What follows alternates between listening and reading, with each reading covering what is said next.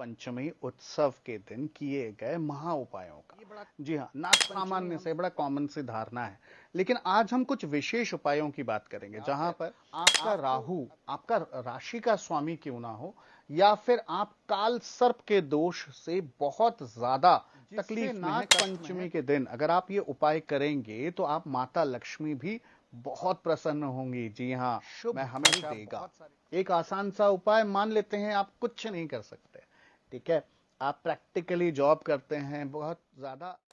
नमस्कार, जय माता दी, जय श्री राम। मैं एस्ट्रो अभियांश एक बार फिर से आप सबका स्वागत करता हूं आपके अपने एस्ट्रोलॉजी चैनल एस्ट्रो अभियांश एंड अभियांश वाणी में। आज हम बात करने वाले हैं नाग पंचमी उत्सव के दिन किए गए महा उपायों का। जी हां, नाग पंचमी हम सभी लोग जानते हैं कि एक ऐसा दिन है जहां पर हम राहु और केतु से रिलेटेड, जी हां, आपने बिल्कुल सही सुना, राहु और केतु से रिलेटेड अगर हम उपाय करेंगे तो हमें बहुत अच्छे परिणाम मिलते हैं। ठीक है, चलिए आइए शुरू करते हैं कि नाग पंचमी के दिन हमें क्या क्या चीजें करनी चाहिए और क्या क्या चीजें नहीं करनी चाहिए। आमतौर पे हम लोग सभी लोग जानते हैं कि नाग पंचमी के दिन अगर आप नाग के जोड़े को दूध पिलाते हैं तो इससे आपको बेनिफिट मिलता है। ये बड़ा सामान्य से बड़ा कॉमन सी धारणा है, लेकिन आज हम कुछ विशेष उपायों की बात करेंगे जहां पर आपको, अगर आपके राहु या केतु आपको किसी भी तरीके से परेशान कर रहे हैं, चाहे वो महादशा के रूप में हो, अंतरदशा के रूप में हो, या प्रत्यंतर दशा के रूप में हो, या फिर आपका राहु आपका राशि का स्वामी क्यों ना हो, या फिर आप काल सर्प के दोष से बहुत ज्यादा तकलीफ में है, कष्ट में है, तो इन पर्टिकुलर दिनों में खासतौर पे नाग पंचमी के दिन किए गए उपाय से आपको बहुत बेनिफिट मिलता है। आज मैं आपको कुछ ऐसे भी उपाय बताऊंगा जिससे नाग पंचमी के दिन अगर आप ये उपाय करेंगे तो आप माता लक्ष्मी भी बहुत प्रसन्न होंगी। जी हां, मैं हमेशा बहुत सारी जगह में ये कहता हूं, हर एक प्लैनेट हमें पैसा दे सकता है, हमें ऐश्वर्य दे सकता है, लेकिन हम में से बहुत से लोग सोशल मीडिया के जरिए सिर्फ और सिर्फ शुक्र प्लैनेट के पीछे ही पड़े रहते हैं। बट आज हम आपसे बात करेंगे जहां पर अगर आप पॉजिटिव राहु और केतु को करेंगे तो आपको इससे बहुत फायदा मिलेगा। चलिए, सबसे पहला उपाय, अगर आप किसी भी तरीके से राहु या केतु के समस्याओं से पीड़ित हैं तो आपके लिए इस दिन रुद्र अभिषेक जरूर जरूर जरूर करवाइएगा। इस दिन किया गया रुद्र अभिषेक आपको कई गुना ज्यादा फल देता है और राहु और केतु के नेगेटिव प्रभाव से आपको कई हद तक बचा के रखता है और पॉजिटिव रिजल्ट देता है। इस दिन अगर आप रुद्र अभिषेक नहीं करवा सकते, कोई बात नहीं, एक जेनेरिक उपाय एक और दे देता हूं मैं, ताकि आपके ओवरऑल ग्रोथ के लिए भी रहे। आपको क्या करना है, चांदी का नाग और नागिन का जोड़ा मिलता है, किसी भी ज्वेलरी के शॉप पे चले जाएगा, बहुत सस्ता होता है, आप लेके आइएगा और शिवलिंग पे उसको अर्पित करिएगा। इससे भी आपको बहुत बेनिफिट मिलता है। सेकेंड, एक और चीज हम आपको बताना चाहेंगे कि आज के डेट में हम लोग शहरों में रहते हैं और शहरों में हम सभी लोग जानते हैं कि नाग के जोड़े दिखना बहुत मुश्किल हो जाता है।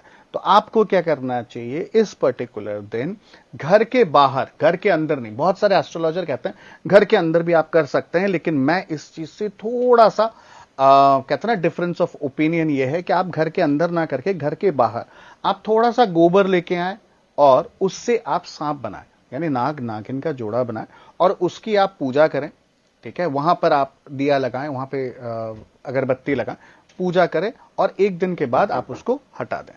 अब एक वास्तु से रिलेटेड मैं आपको दे देता हूं एक उपाय, जो आप नाग पंचमी के दिन अगर आप करेंगे तो आपको बहुत फायदा मिलेगा। घर का ईशान कोण यानी नॉर्थ ईस्ट कॉर्नर में आप एक छोटे से लोटे पे दूध रख दीजिए। ठीक है, यहां पर आप नाग नागिन के जोड़े को समर्पित करते हुए एक छोटे से लोटे में कच्चा दूध रख दीजिए और प्रे करिए कि आपके लाइफ में, आपके फैमिली में आगे चल के उन्नतियां हो, कहीं पे भी कोई भी किसी भी तरीके का कोई भी नेगेटिविटी ना आए।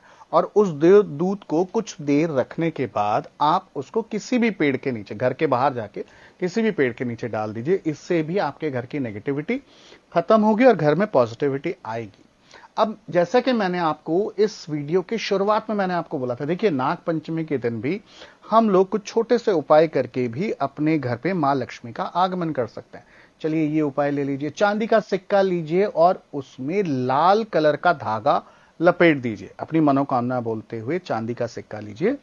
आपके घर में अगर चांदी का सिक्का रखा हो तो इसको भी रख सकते हैं, इसमें लाल कलर का धागा बांधिए और इस चांदी के सिक्के को आप अपने लॉकर में रखिए या व्यावसायिक स्थान पे यानी बिजनेस प्लेस पे रखेंगे तो इससे भी मां लक्ष्मी का आगमन होगा।